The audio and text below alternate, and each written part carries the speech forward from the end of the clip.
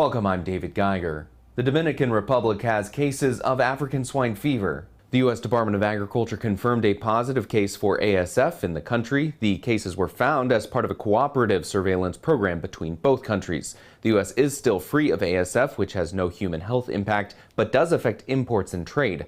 The Dominican Republic is near the U.S. territory of Puerto Rico, and the National Pork Producers Council says the finding is concerning, but the U.S. has bolstered biosecurity to protect these swine herds since ASF first broke out in China 3 years ago.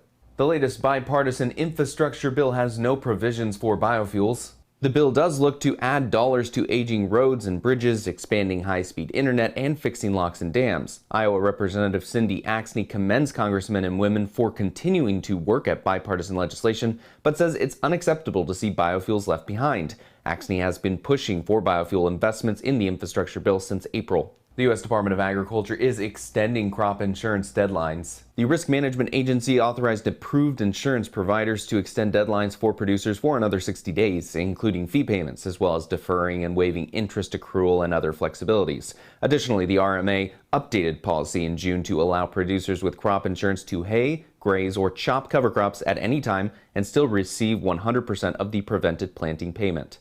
And Red, at the end of the week, our market analyst Alan Brugler has the recap. We had some cautious uptrends going in the corn and beans. Crop condition ratings were a little weaker than anticipated on Monday night, but on Friday we reversed all that. We had an outside day down going in the beans. They were down 25 cents. We got some rain coming in across South Dakota, Nebraska, and a corner of Iowa, and the market kind of took some money off the table at the end of the month.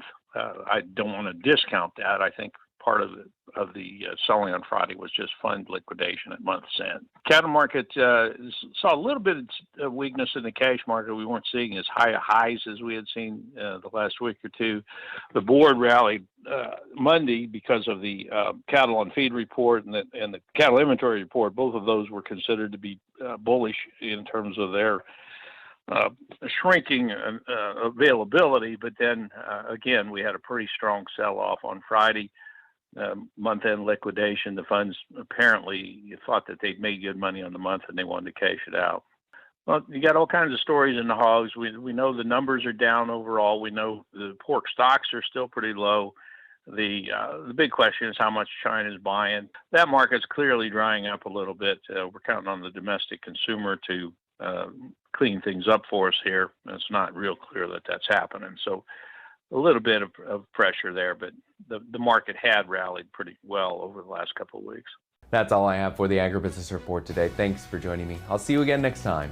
We have our stories online. Head over to WHO13.com, click News, and then Agribusiness.